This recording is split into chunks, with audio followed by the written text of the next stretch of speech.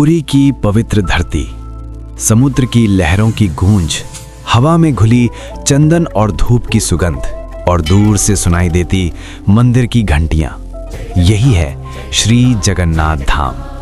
कहा जाता है यहाँ भगवान केवल पूजे नहीं जाते, यहाँ भगवान अपने भक्तों के साथ जीते हैं, उनके दुख में दुखी होते हैं और उनकी पुकार सुनते ही दौड़े चले आते हैं। आज की कहानी एक ऐसे ही भक्त की है जिसकी भक्ति ने स्वयं भगवान को धरती पर उतरने को मजबूर कर दिया।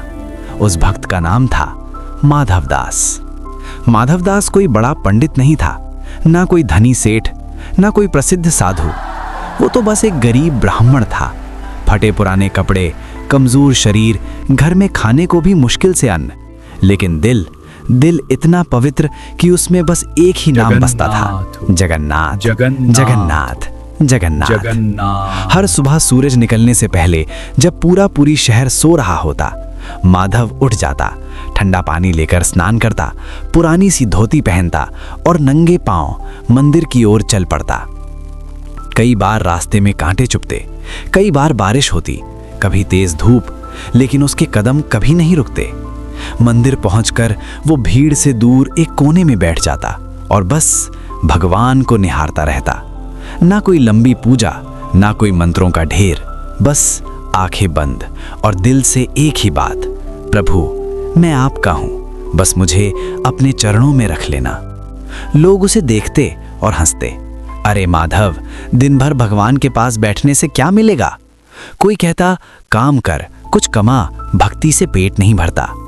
माधव मुस्कुरा देता, धीरे से कहता, पेट एक दिन भूखा रह सकता है, लेकिन आत्मा नहीं। दिन बीतते गए, गरीबी और बढ़ती गई, घर में अनाज खत्म, बर्तन खाली, चूल्हा ठंडा। एक दिन पूरा दिन बीत गया, कुछ नहीं खाया। दूसरा दिन, फिर भी कुछ नहीं। तीसरा दिन, अब शरीर कांप रहा था, आंखों के आगे अंधेरा छाने लगा। लेकिन उस दिन भी माधव मंदिर गया। धीरे धीरे सीढ़ियां चढ़ीं, जगन्नाथ जी के सामने पहुंचा और बैठ गया। आंखों में आंसू भर आए।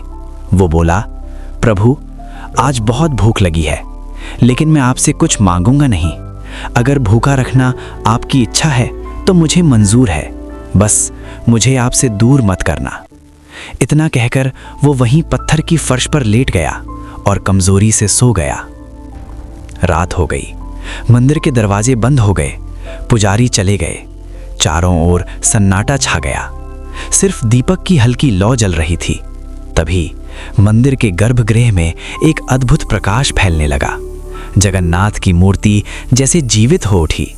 धीरे धीरे स्वयं भगवान सिंहासन से उतरे। उनके हाथ में भोग की थाली थी, गरम गरम भोजन, खुशबूदार प्रसाद। भगवान अपने भक्त की ओर बढ़े। माधव गहरी नींद में था। भगवान उसके पास बैठे, सिर पर हाथ फेरा और प्यार से बोले, माधव उठो, तुम भूखे हो, पहले भोजन कर लो। माधव ने आंखें खोली, सामने जगन्नाथ। वो कांप उठा, आंसू बहने लगे। प्रभु ये सपना है क्या? भगवान मुस्कुराए, नहीं माधव, तुम मेरे हो और मैं अपने भक्त को भूखा नहीं देख सकता। अपने हाथों से भगवान ने उसे खाना खिलाया। हर निवाला मानो अमृत बन गया। माधव रोता रहा, खाता रहा और भगवान उसे देखते रहे, माँ की तरह, पिता की तरह। भोजन के बाद भगवान ने कहा, जब भी भूख लगे मुझे याद करना। और फिर वो वापस गर्भगृह में चले गए। सुबह हुई, मंदिर खुला, पुजारी अंदर आए तो देखा भोग की थाली गायब। सब घबरा गए, किसने चोरी की? तलाशी शुरू हुई और थाली मिली माधवदास के पास। सब चिल्लाने लगे, चोर, भगवान का भोग चुरा लिया। उसे पकड़ा गया, डांटा गया, मारा गया। बेचारा बार बार कहता, मैंने चोरी नहीं की, प्रभु ने दिया था। लेकिन कौन मानता? उसे राजा के पास ले जाया गया। उसी रात राजा को सपना आया। जगन्नाथ जी स्वयं प्रकट हुए। आवाज गूंजी, माधव निर्दोष है, भोग मैंने दिया था। अगर उसे सजा दोगे तो याद रखना, वो सजा मुझे दोगे।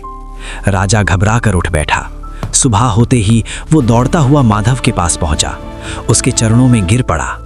मुझे क्षमा करो, तुम सच्चे भक्त हो, भगवान तुम्हारे सेवक हैं। माधव की आंखों से आंसू बहने लगे। वो बोला, मुझे सम्मान नहीं चाहिए, मुझे धन नहीं चाहिए, बस मेरे प्रभु का नाम कभी छूटे नहीं।